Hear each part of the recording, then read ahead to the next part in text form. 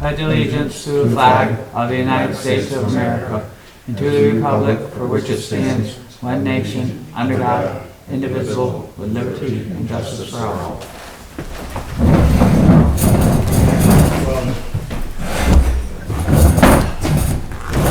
So, addition or deletions? No deletions, but I have a letter that you all can review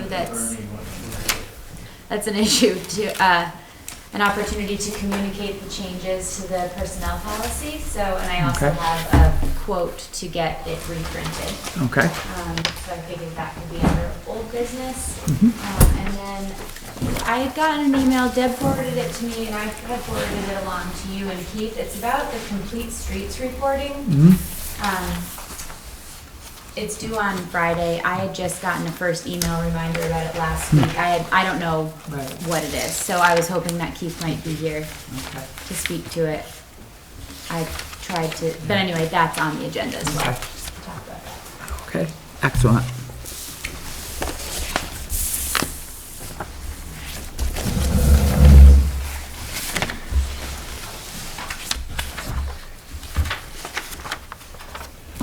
Keith isn't expected to be here. Okay.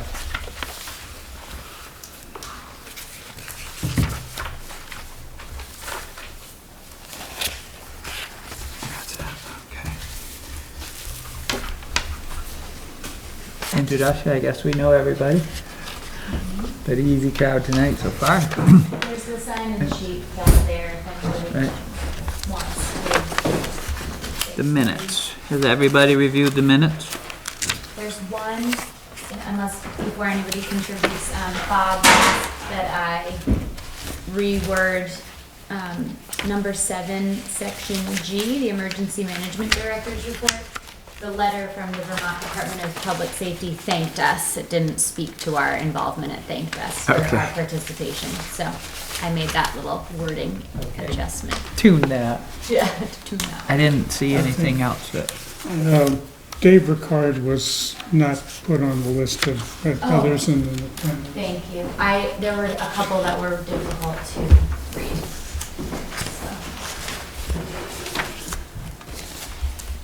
Was the second constable? Constable William Humphries was Yep. there. See, Bill was here, yeah.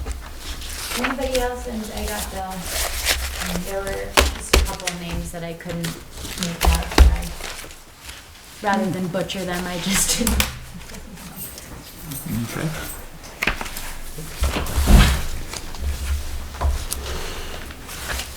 Anybody have any other questions or comments or regarding the minutes? Look fine to me. So that's a motion. Is there a second? I'll second. Any more discussion? All in favor?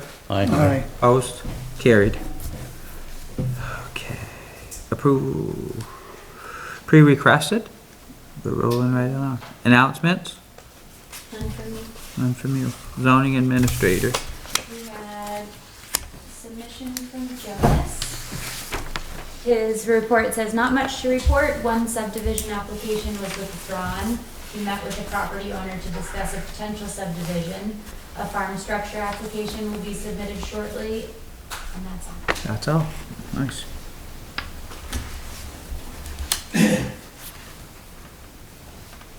Planning Commission? I did not receive anything from Harry. Right. Eric talked about that the last meeting and they probably have nothing since. We do have, it is on the agenda, but following Eric's mention of the Rutland Regional Planning Commission mutual aid agreement, we did complete that last February of 2019, but it never made it to the Planning Commission in Rutland, so Bob left a fresh one for everybody to sign. We just have to re-sign it. We just have to re-sign it. It was that we had I looked back in the minutes and that there was a motion that was made to sign it and adopt it and whatnot, but it got missed somewhere lost along up there. the line, lost Okay. in the shuffle of the papers, so. Okay. Well, let's just re-sign that right now then, I guess, probably is the easiest way to. I don't know if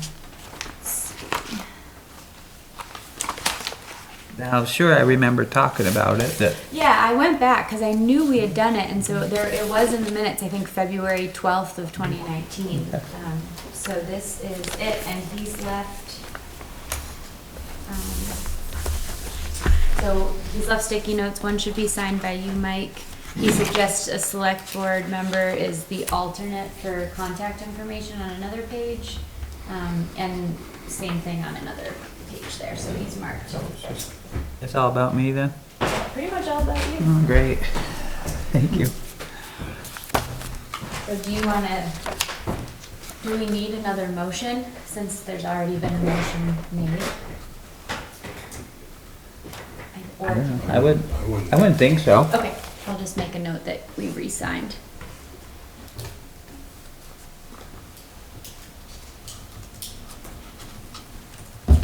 Maybe if you wanted to, you could just put in there that the date of when we was in the original minutes.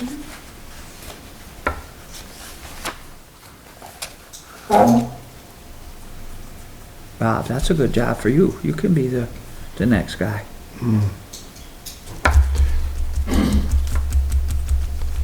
This one doesn't have to be me, the second page. The designated officer is Keith, and then the alternate aiding officer. Do I hear any takers? Whatever. What? Whatever. All right, good. We'll share. There we go. Over here, huh?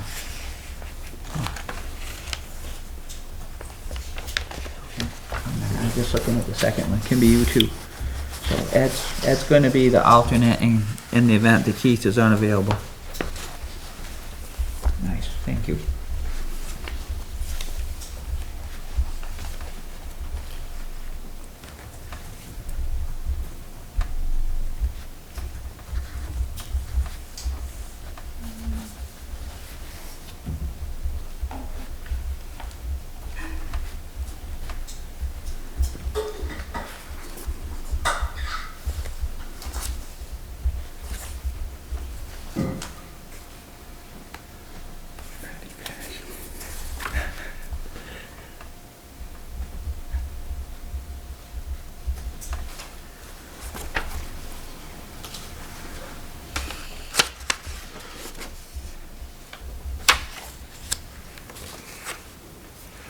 Hamburg patty.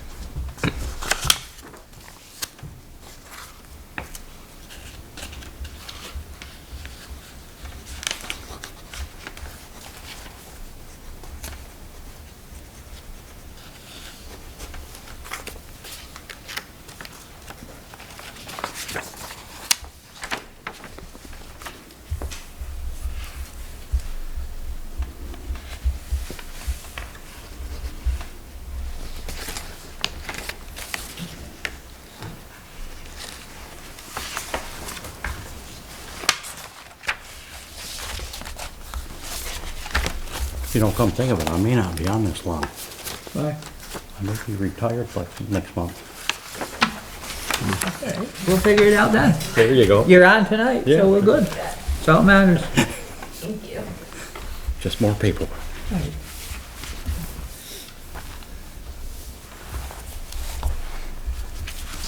So now we're down, road foreman's nothing. Right. Anybody? So this complete streets reporting, do you know anything about that as the? What's that? The complete streets reporting form, so, it came from Devin Neary, and, so they asked that we complete this form, and my understanding of it, it goes to the regional planning, through the regional planning commission, and it looks like they are asking that the town completes this compliance form based on a project that's been completed. So in essence, it looks like we're meant to fill a form out to say that we have, saying, please select all complete streets, principles, and practices that have been incorporated into the project. So it's asking that we highlight a project that we've done that would qualify as one that requires compliance for these complete streets And the standards. complete streets thing is like bicycle paths and sidewalks and stuff like, I breezed through it, but then I never was able to get back to it.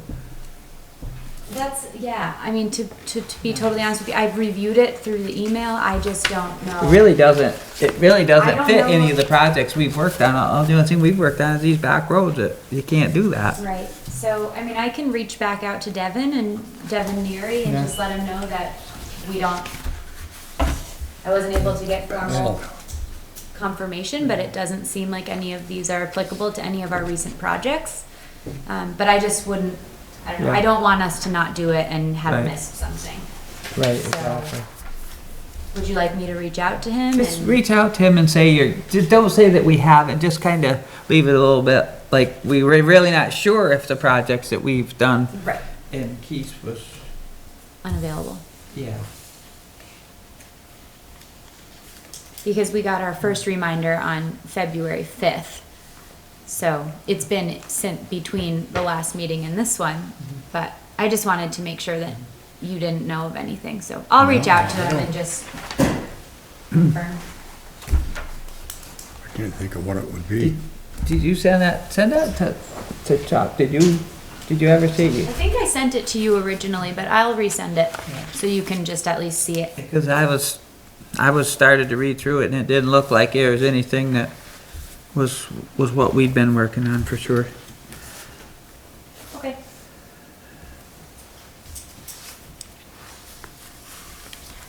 Okay, and we got this letter, under the highway stuff, we got this letter to Dale. I just not gonna read it out loud because it has some personal information in it. Well, I just gave you, Julie called me and she sent it to me and I couldn't get it off my, phone to figure out what it was, so I came down here and she gave it to me. And I just took copies of it tonight so everybody could be brought up to speed. I mean, he came down on her a little bit, but that's just the way he is, but, it's gotta be, it's gotta be stopped. It's a problem that's been ongoing for a long time, Yeah, and but she had an issue with, Perry. He came right in after he got his check, and they straightened it right out. yeah, It's just, it seems like Right. the other individual, it just takes, right. Yeah, okay. So, but she's presented this to him in this way, and this is her letter explaining it to us. That's Okay. Anybody have any questions with this? From the way I see it laid out, seems like it's all, pretty much. All correct. I mean, it shouldn't be an issue here forward. I mean, right. That was a problem. We had a poor system that allowed that to occur, so we've corrected that with that policy change, and it sounds good. Okay. Any other comments regarding the roads or equipment or anything like that? All good, huh? Nice. Assessor's report. How are you tonight, Karen? I am good, how are you? Thank you for coming over. Sent a memo to the select board requesting that the board compose a letter to Russ Bowden asking him to teach the assessor how to do the data extract for the Warren Group.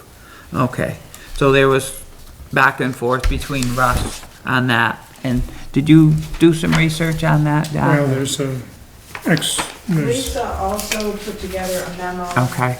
To the select board, you should have that. Yeah, I do. And pretty much, if you read that, the select board doesn't need to take any action at this point. Okay.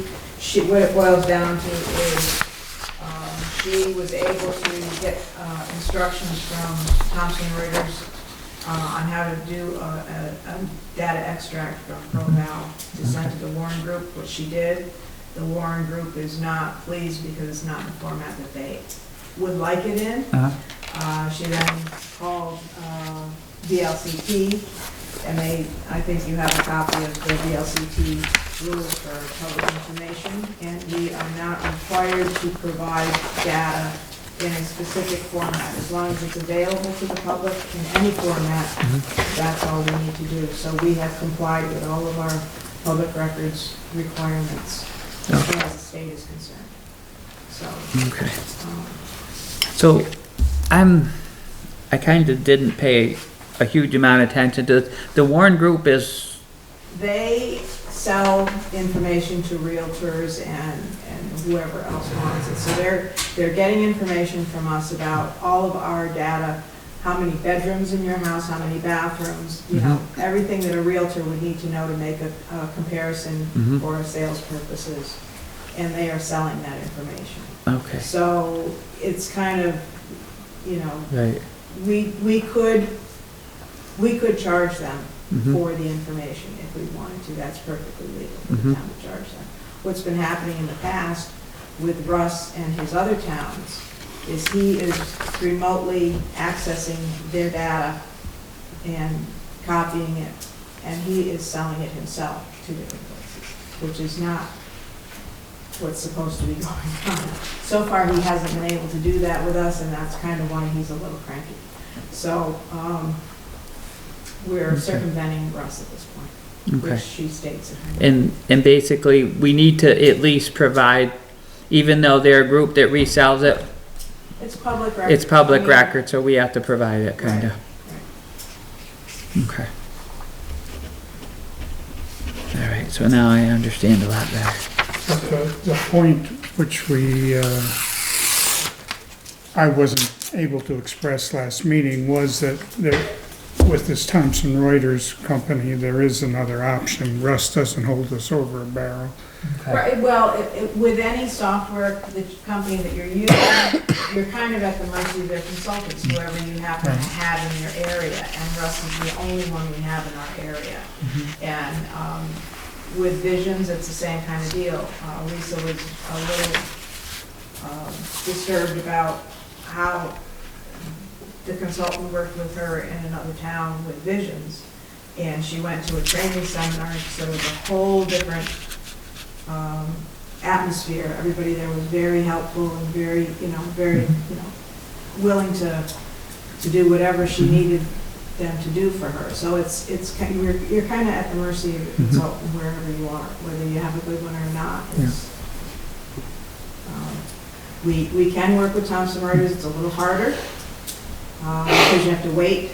They're a huge company. They've got tons of different softwares, and we have to take a ticket and wait in line, for somebody to get back to us. But so far, we've been able to get responses relatively quickly. Right now, I'm waiting to be updated to ProVal 9.1, and because 9.0 is not going to be supported after this month, and I haven't heard back from them. It's been 3 weeks, so I'm going to have to push that button a couple more times.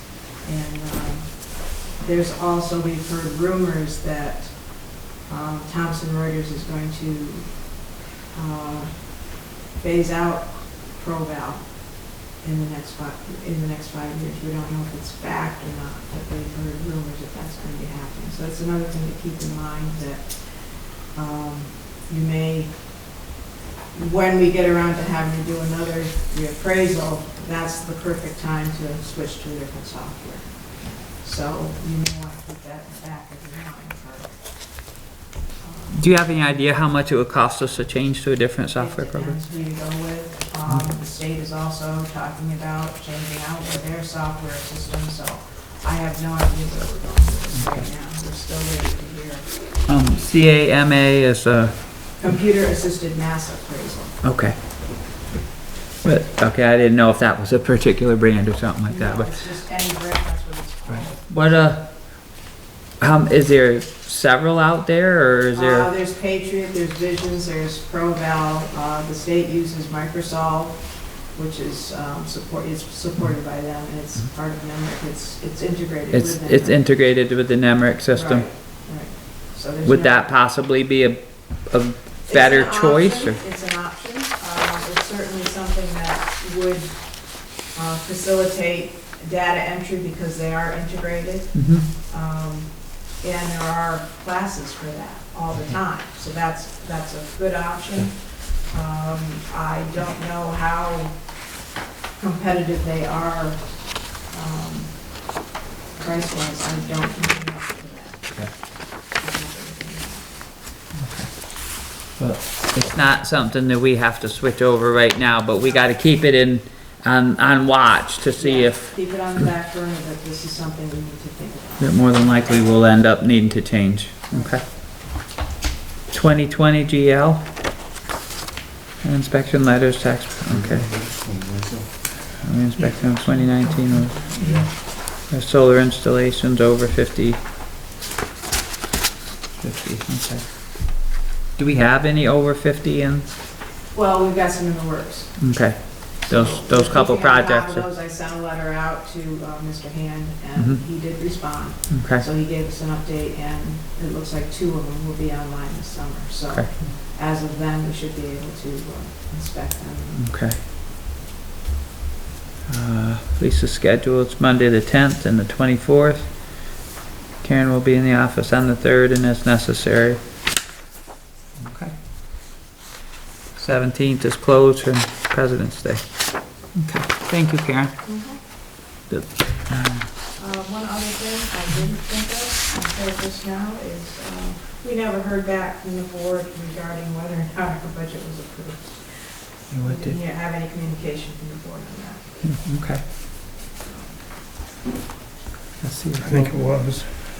I think I think we included it. Okay? Yes, sorry to not. Yeah, yeah, over for that, There oversight. wasn't Yeah. any. It was more hours for you and less hours for Lisa. Yes.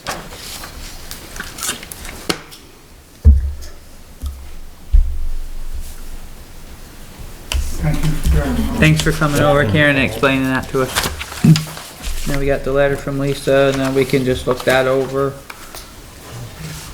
I think she pretty much summarized I it. provided a little email thread there too, so that you can see what was Right. between PAs and Russ, and she also,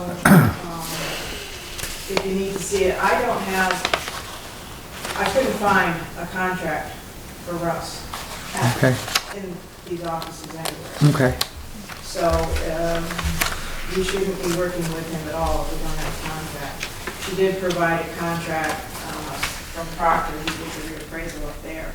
And in that contract, it does say specifically that when he's done with the town's data, the town owns the data, he does not. So okay, that's another thing to look at. okay.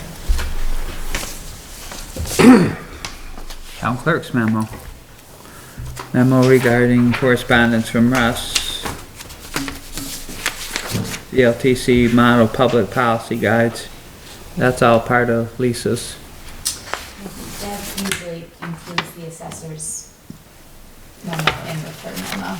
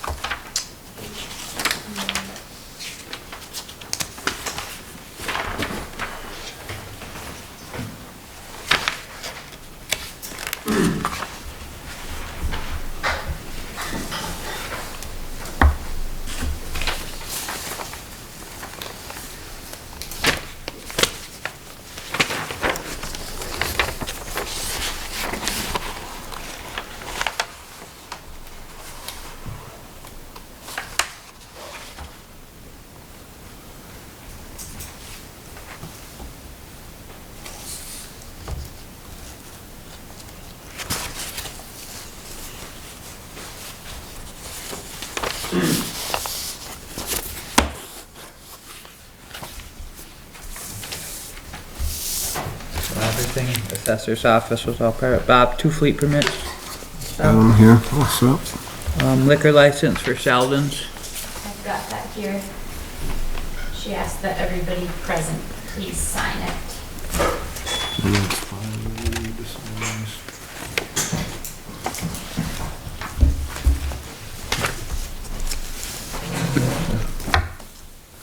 Thank you. Thanks, Karen. Have a good night, Karen.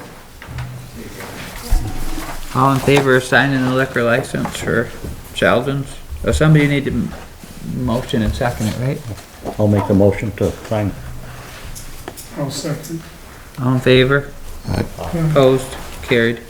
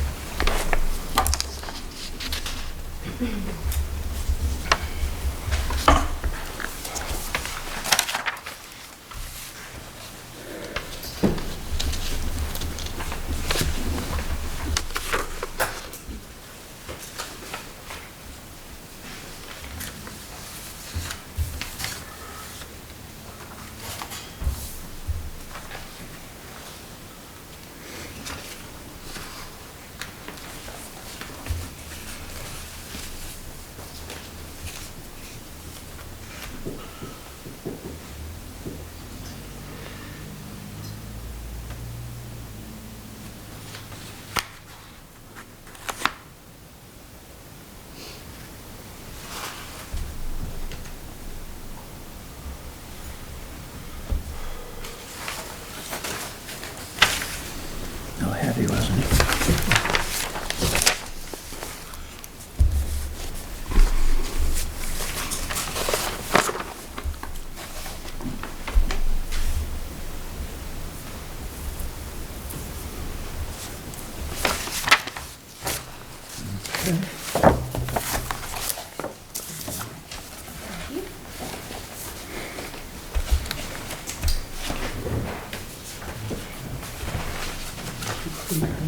Pass those fleet permits, they go in Deb's.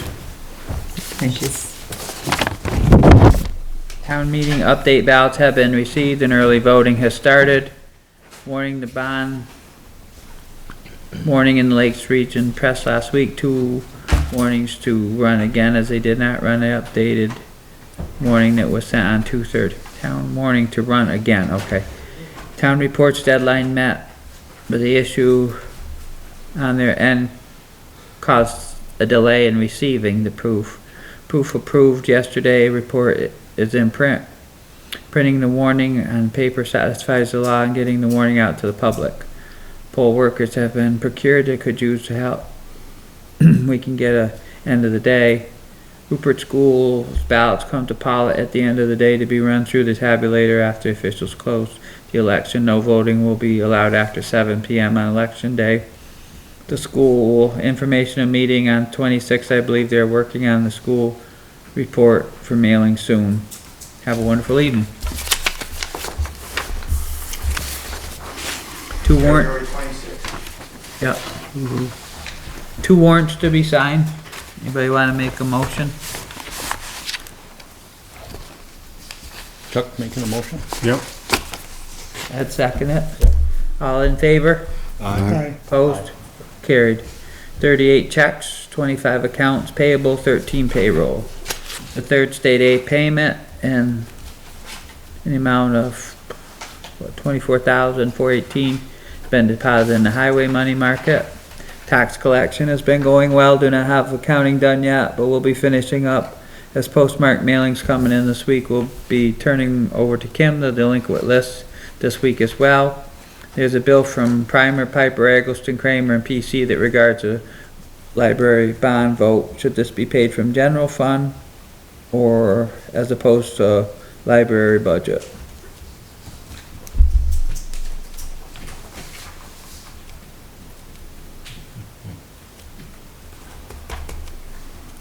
for their project. What does everybody think? Library fund or general fund? $300. They're the bond lawyers. I would think so, that it's the library, I would think probably the library start with. so. If you can just send Julie a message that pay it from the library. I got, a couple calls. One from Estelle that went on and went on and went on. Basically, she got the voice with the warnings in it and thought that the way that it was written and with all of our signatures at the bottom, she was under the impression that we were supporting the 295,000. I told her that was not the case. What we did was sign that so that it was put on the ballot as an article. She had trouble just figuring out the way that the signatures were, and I said that's the way it had to be. Right, So, and the other individual was just a comment and same answer that I gave Estelle, and he was good. So. Okay. Good, thank you, Chuck, for handling that. They did, on that ballot, you may have noticed or may get calls that in the paper, the warning had 2 Article 29s and no Article 32. There was a mistake, so Deb had to, in fact, the paper picked it up before they printed it, and she sent an email with a correction, and they still printed the incorrect one. It's just been the wrong one. So she had quite a time dealing with that, but she got it all right, and it's correct on the town website and any other warnings.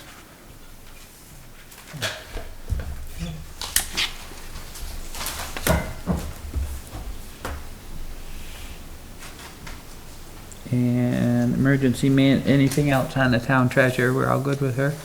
Emergency Management Director's report. I did not receive any reports This from either. Bob, he was here. And the wastewater, I sent that out, was the story that I got in regard to that. If you guys looked that over. Yep. Before I sign, I know we approved the $10,000 project, and that has to be signed to move forward. But it occurred to me today that I should send it to Elizabeth Walker from Rural Water. She's the state agency that helps us.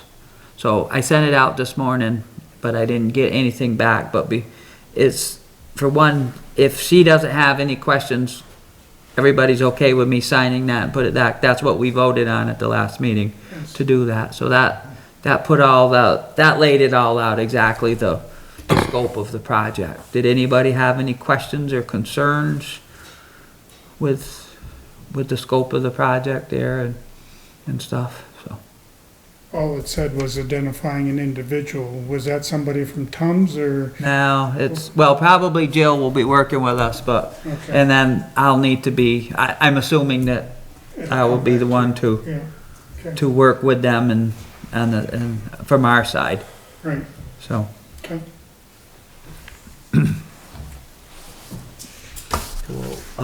after I get word from that, I'll send everybody Elizabeth Walker's response. Okay. And then if I don't have any feedback within a couple of days, then I'll just sign it off and keep the ball rolling.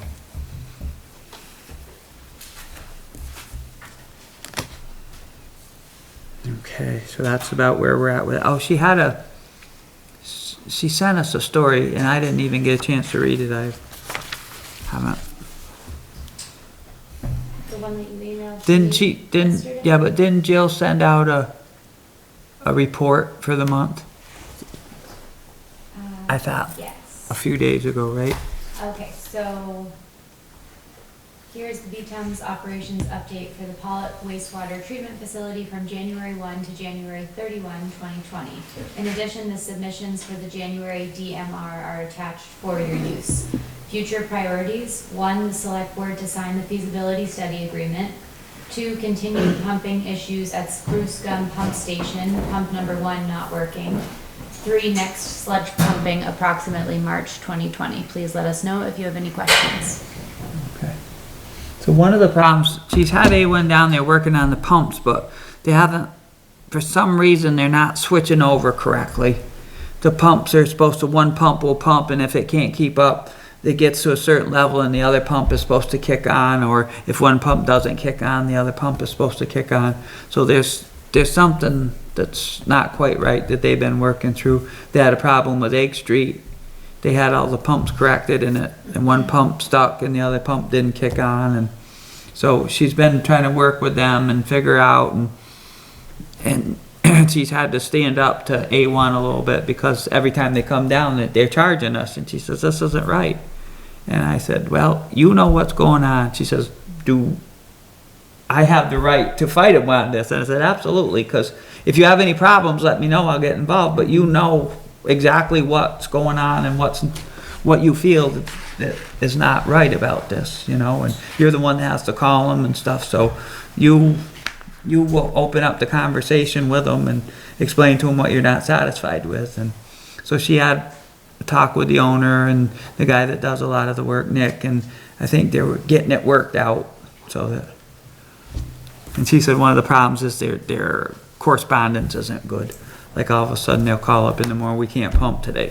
She says, well, I really need a little bit bigger window than that, especially coming down from up north and stuff. So I think she's working that out. It's not like there's a whole bunch of sludge haulers right in the area anyway, so we have to have there's a balance. Back up.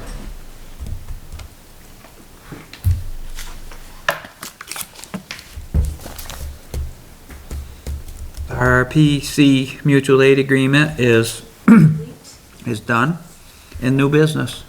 So you all have another, one of the other letters. So my apologies, I did not send it out electronically before. I spaced on it. I wrote it on Wednesday and never sent it to you. So I left one for all of you, and I drafted a letter to start to all of our employees that just lets them know that you all did in fact agree to accept the amendments to the personnel policy. It includes the updated policy on personnel policy on vacation time, comp time, and sick leave.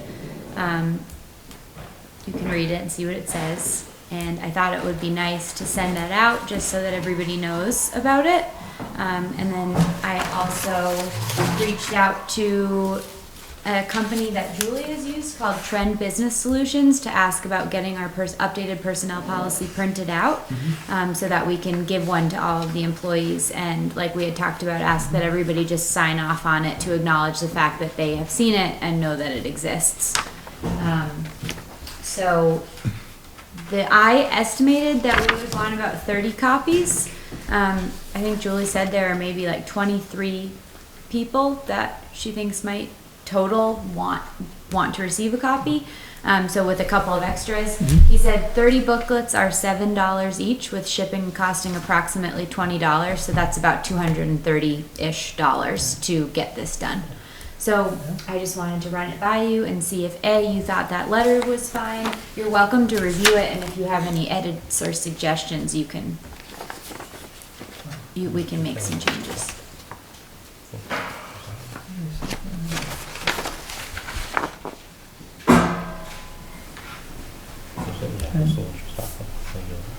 What was the 2007 part? Oh, so that. That's Third paragraph. Yep, so that was, so this is an issue that refers to the issues that have been taking place. Okay, with since- comp time. okay. Since So, 2007. I can reword it. Okay. So since 2007, Okay. it has been a policy that all employees eligible to earn comp time So yeah, that as of May 2007, no more than 60 hours Okay. can be accrued in any given calendar year. That was really hard, and Julie was lightly kicking herself because she's like, I don't know why I agreed to this, because it is kind of a headache for her to manage, but there, in essence, there are two comp banks, one from one year and one from the next. So they get to earn in one year, and that gets maxed out, and then they use that in the following year. So that is still a little bit confusing, but it is what it is, and it just is how it goes. But so that's been part of the issue, is that the 60-hour cap has not been followed. So that I can rework that to make it read a little bit easier, but I just put that in so that everybody knew that that has been in effect since 2007. That part of the policy is nothing new. So, you know, I don't know if you think that this is good just to send to the roads crew employees or what, but I think that it's important that we let everybody know that this policy has been adopted. I agree. I can take some out, you know, sometimes less is more. In the moment, I wrote all of this just to try to get everything. What did Julie think about this letter? She thought it was great. She thought it was, she didn't see anything, because she's the one that kinda ends up getting the heat on it, so. Yeah, I sent it to her and I asked her to please provide any feedback, and she said she thought it looked great, so. Yeah. Right? You might be able to just send it out, certified mail return receipt requested, and the post office handles the signature part when they get it. Not for this part. Not on this one. This. We're just Pretty gonna, standard. we're just gonna give it to them, and then I they're thought gonna. maybe this could be, you know, even distributed with paychecks. Oh, yeah. I don't think it has to Absolutely. be anything. Yeah. This is pretty much just, Yeah, stapled to the paycheck. yeah. That's plenty fine. And so, as you'll see, that I did include the excerpt of the new policy just so that folks could. And also, if they have issues, bring them to us. Don't, you know, Julie's just the messenger, you know. Right. Don't shoot her. She's trying to do her Yeah, job. she's, you know, When we went through this with the insurance stuff, because it comes into a HPLC liability potential. And I'm not advising, but what was told was that when you have changes in policy like that, you should have a document that they. They're gonna sign off on the policy when they get the written book. They're gonna sign it, says they saw the policy, and then we'll put it in their files. What this is just. This is just To a, clarify, we've amended- clarification Yeah. for the amendment to, but the rest of it is all due. Employment practices like. If you I think wanna it looks take- fine. If you wanna, you know, mull it over and just email me within the next couple of days and let me know what you think, if you have any problems. I think just let it go. I just let her go. Yeah, send Yep. it. send them. I'll work on getting them printed so that they won't go out with tomorrow's Right. checks, but within the next, you know, they'll be available here. Yeah.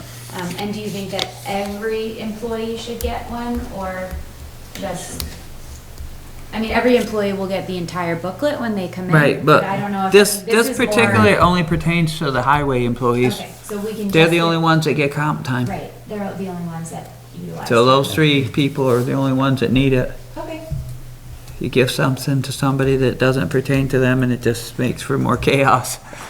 yeah.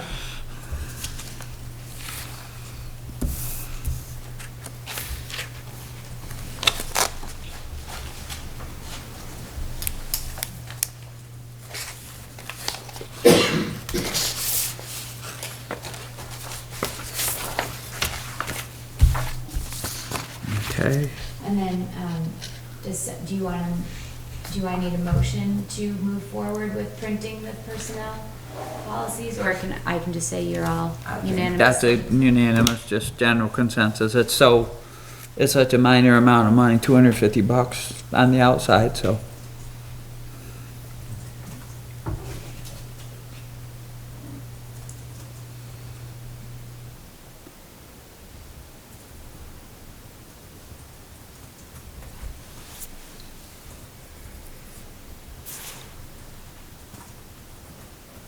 Okay.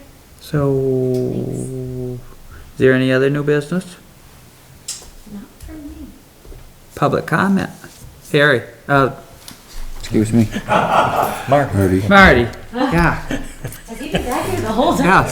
Yeah. Sorry about that. I'm the only one.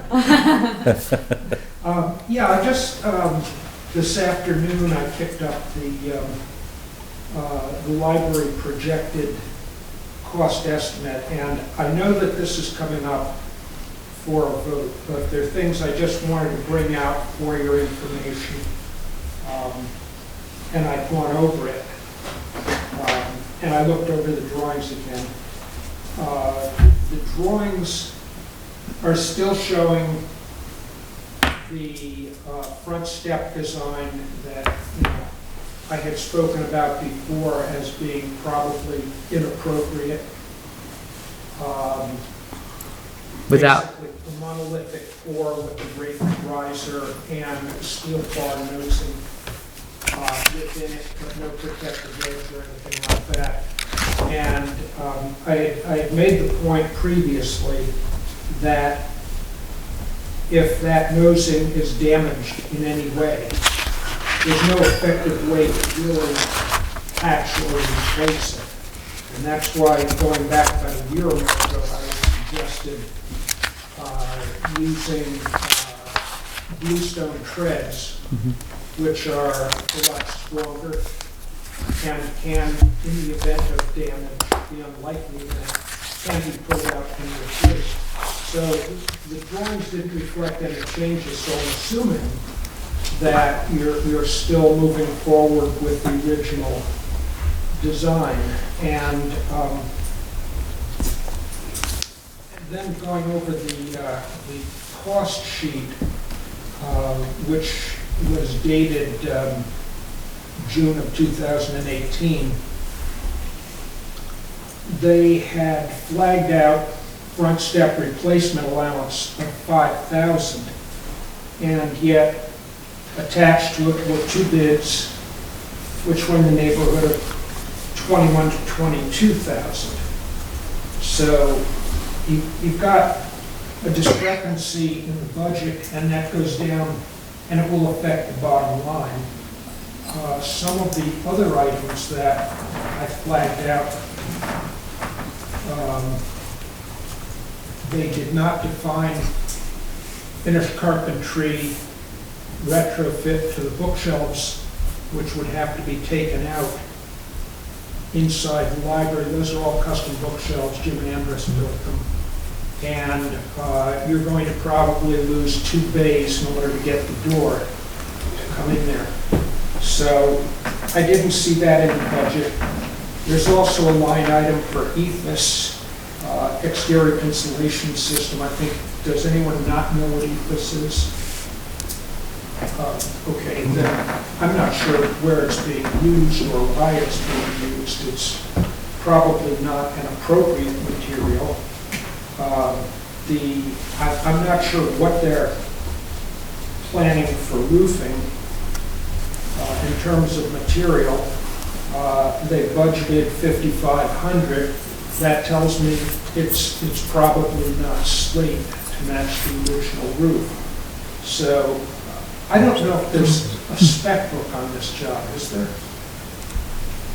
Anything that really defines? I don't think there is yet. As far as the front steps, he was asked, the architect was asked there Sunday. I don't know if you were there or not.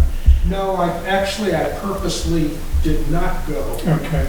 Well, he addressed that the 5,000 was a reduced rate because versus just doing the concrete front steps on its own, that you'd have other contractors and stuff there.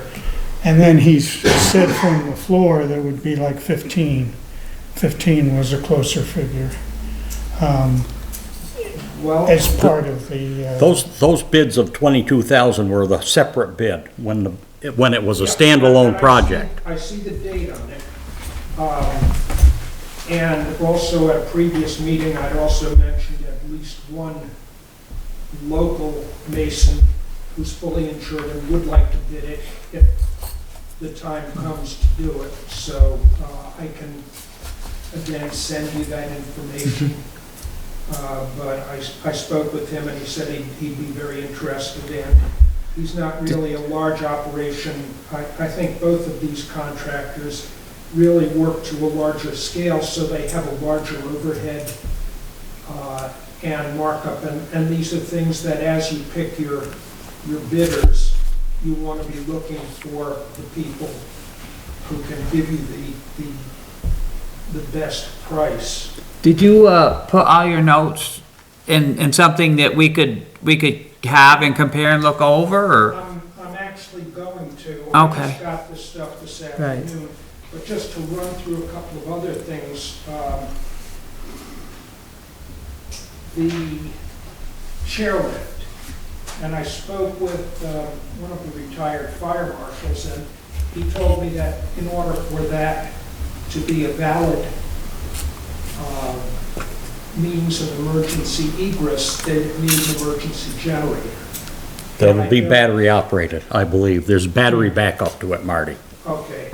The problem with that, speaking with another fire marshal that I've worked with for many years, admittedly in New York State, but not up here, is in the event of an electrical fire, the chances of compromising even the battery backup system are... But a generator wouldn't work either if it was electrical fire. Exactly true. Yeah, And so- that's true of both of them. And that's exactly why you see signs at every elevator in every public building, in the event of fire, do not use the elevator. Right.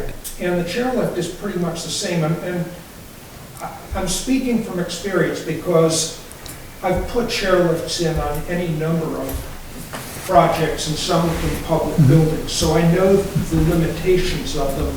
And it really goes right back to the core of my objections to this project. And I know you're all kind of fed up with hearing it from me, but these are points that I feel really need to be reiterated and made public. Now, I didn't go to the meeting on Sunday. I just felt, and I was torn about this, I felt like I'm on the library board. I like the board members. I like Mary Lou. I know they're all working very hard on this project. And for me to go in there and just send torpedoes into their arguments, I just felt that wasn't the time or place, particularly in light of the fact that this is going to a public vote. The issue is going to be put out there. Ultimately, whatever happens with the public vote, if it's approved, it still goes back to you. And you've got to make a final decision on it, because it's my understanding that the fact that the town might vote to allow this money doesn't mean you're going to necessarily be obligated to spend that money or move forward with the project. And that's why I continue to bring these issues to your attention, because I think, that there are gaps in here. One of the other gaps that I found in the budget, there was nothing in there for contractor overhead and profit, which normally, depending on the job, the size of the job, the type of the job, you allow for anywhere between 10 and 20%, depending on who the contractor is. I think that Wasn't there a 20%? That wasn't the estimate. I thought that's in the bottom, That's isn't in it? the bottom. Bottom of the page. I see a contingency, I see permits. I don't know, there was a phone call, Jonas and I had a phone call with Ralph prior to the meeting several weeks ago, and he showed us what that, Maybe this on is which not sheet. the latest, but if, I think the best way that we can answer the questions and really effectively ask these questions to our architect is if you put it in writing, and then we can present it, and then we'll bring it all up, and then we can get all the questions answered. Because right now, talking, we get some of it and stuff like that, and then we gotta know secondhand, so if you could. I intend to do all of Okay. this for you, but there are a couple of other things that I am going to send on to you too. And one of them goes back to, I think, one of the part of the genesis of this project was that the handicap ramp was not safe due to falling ice and snow. And this took me right back to when we did the project in 2002. And I had specified alpine snow guards. And they were taken out for budget reasons along with a couple of other items. In 2011, again, the town raised the issue and contacted me. I sent another letter back, which I sent a copy to you, and you have it on record now, reiterating that ice and snow guards are really the first line of defense.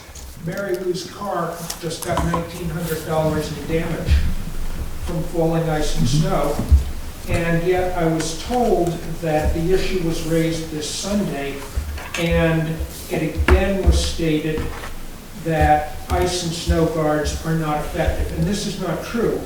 And I'm getting a letter from the roofing consultant, which I'm going to be sending to you. I've also spoken with the people at Alpine Snow Guard, which is a Vermont company. And this is something that I've brought up with the library. If you go to areas where there's heavy snow, I'll cite Quebec because I was recently in Quebec, snow guards of the type that I'm calling for, triple rail, over heavily trafficked sidewalks and roads are mandatory, and they work very effectively. And if this had been known at the time that this project was initially conceived, then at least one of the genesis items of the project, the need to get rid of the handicap ramp because it was unsafe, is not true. It is not true at all. And I know that issues have been raised that you cannot protect a valley with snow guards. I've gone over this with my roofing consultant and with Alpine, and they again say that is absolutely not true. It's a matter of how you do it. At one of the previous meetings, one of the board members, the library board member, had asked the question, as long as you're going ahead with this project, what about snow guards? And she was kind of brushed aside, and it was never taken up. So that's an issue that is out there irregardless of the other work, because the other work is at the back of the building. But you've got the whole front of the building unprotected. So I'm also, in the letter from the roofing consultant, there are cost guesstimates, but they're extremely qualified. So you can include that all in the information that you're gonna. And just so there's no uncertainties about this man's credentials, because he's done historic preservation all his life, and his specialty is nothing but roofing. I will include that in there. Does he mention about that they dam up and so then the water goes underneath the slate and ruins the roof and penetrates the ceiling? He said that's absolutely not true. Do they hold the snow on the roof? They hold the snow back. So then the water goes up under the slate. Usually the claims we pay on ice dams happen at the edge of the roof where the Stop it. builds up, and not on the other part of the roof. And normally that's where you've got gutters, if you've But got- not when the water builds up on a slate roof, it goes up and under and it leaks into the house. On a slate roof. All I can tell you. On a slate roof. It does. I've been doing slate roofs for 40 years. I've done historic preservation projects.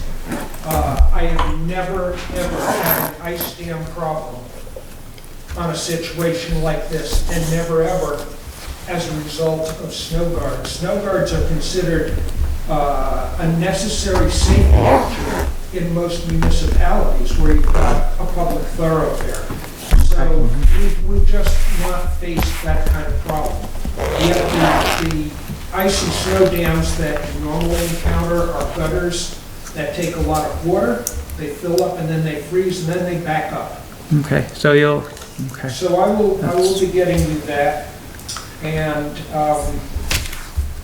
and I will put the rest of these comments in and just as a last item, I know Jana kind of, she came in at the last meeting with a letter from the Preservation Trust, and I've spoken with Preservation Trust about this.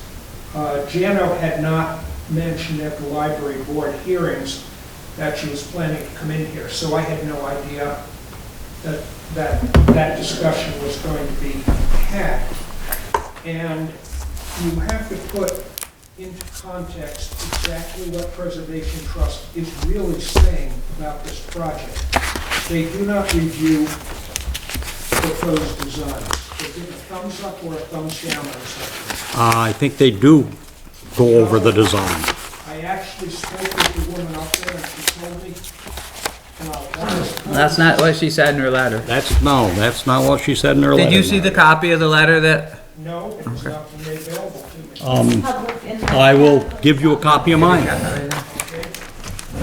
However, I was. And also, I would like your roofer to guarantee that if this was installed and there's any water damage, they will cover it. 100%. Is that on a new slate? Well, it's not relevant. I just know that living in this town, everybody that had a slate roof, if the ice jammed up on the end, it leaked into it. I've got a slate roof, it's 20 years old. Right, what's in under it? I've got just ice and water shield on the. Oh, good idea. There you go. That building doesn't. But we took off the first rows of slate when we did the roof over and we put the metal edge on it. It got ice and water shield there. Yeah. So that was protected. And we took that slate off so that we could salvage it and use it to patch other areas of the roof.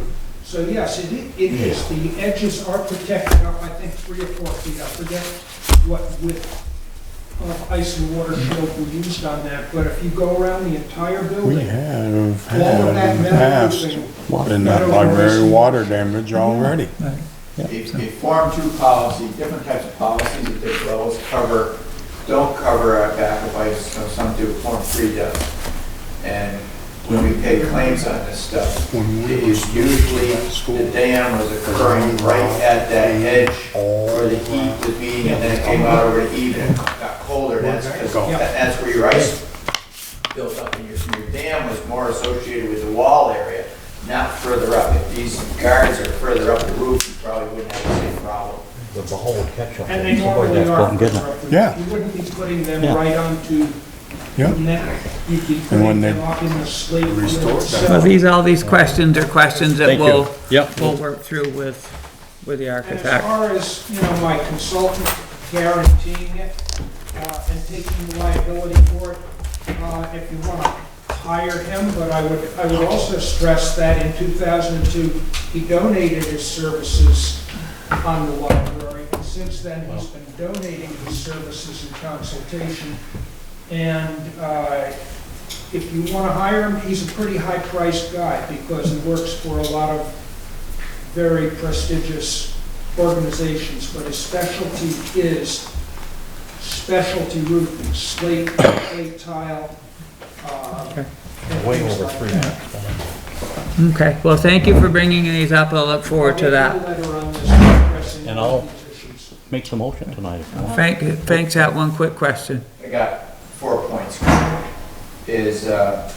Karen was talking about the sale of the data, and that you just had to provide it in a format to the Yeah. public. Formats can be paper, okay?